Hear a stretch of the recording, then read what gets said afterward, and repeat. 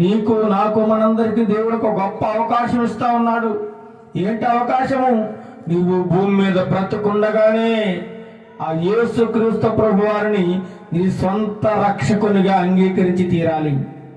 ఆ యేసుక్రీస్తు ప్రభు వారు నీకోసమే ఈ భూలోకానికి వచ్చాడని, నీకోసమే ఆయన మరణించాడని, నీకోసమే ఆయన తిరిగి లేచి పరలోకానికి వెళ్ళాడని, నీకోసం ఆయన రక్తాన్ని కార్చాడని, నీకోసం ఆయన శిలువ మరణాన్ని పొందాడని, నీకోసమే ఆయన శిలువనెక్కాడని, భయంకరమైన శ్రమను అనుభవించాడని నువ్వు నమ్మి తీరాలి.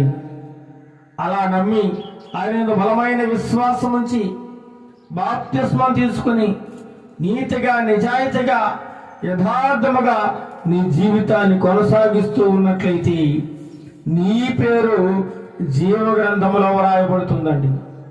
నీకు తెలిసిపోతుంది నా పేరు జీవగ్రంథంలో ఉంటుంది అని నువ్వు ధైర్యంగా ఉండగలవు.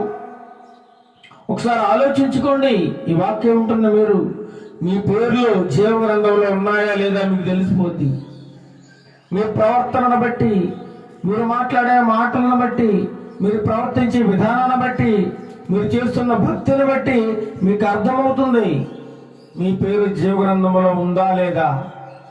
మిమ్మల్ని మీరే ఆత్మవిమర్శ చేసుకోవాల్సిన అవసరత ఎంతైనా ఉందండి.